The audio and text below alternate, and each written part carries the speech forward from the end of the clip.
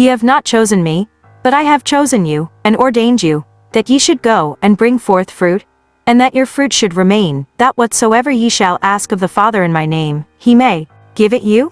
John 15 verse 16. In this scripture, Jesus explains to his disciples, including us, that he chose us. Traditionally in Jewish culture, a person would choose his own teacher. In this case, Jesus makes it clear that these disciples were chosen by the teacher instead. This applies to us today as well. Christ has chosen us. We didn't choose him first. Not only has he chosen us, he has ordained us to be fruitful, meaning that we are to be productive and successful in spreading the gospel. We were set apart for this purpose by Christ. Christ expects this fruit to remain, or be permanent. Whatever good work we do for the kingdom should be lasting and eternal. When we bear good fruit in this way, the consequences are that our prayers will be answered by God. Christ tells us that whatever we ask in his name will be done. This is an encouraging promise that both gives us validation and shows us our purpose in this life. 1 John 4 verse 11 and 12 says, Beloved, if God so loved us, we ought also to love one another. No man hath seen God at any time.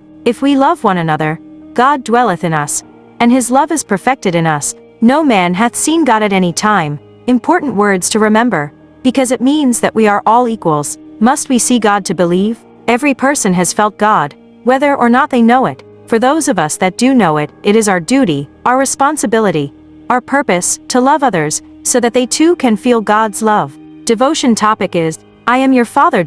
Have you ever heard the phrase daddy issues? This phrase is used to describe people that have had a difficult or non-existent relationship with their fathers and the challenges that often come with it. Even if you have a good relationship with your father, how you perceive people, especially men, has probably been greatly influenced by this relationship. Now think about God.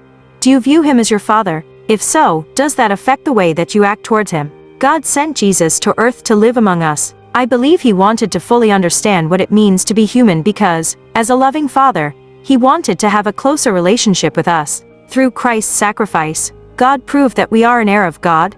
He humbled himself for us, so that those of us that had overbearing, strict, or even violent father figures in our lives, God did all that he could to grow closer to us, and asks that we do the same. Prayer. When you pray to God, pray to your biological father as well. Think of them similarly.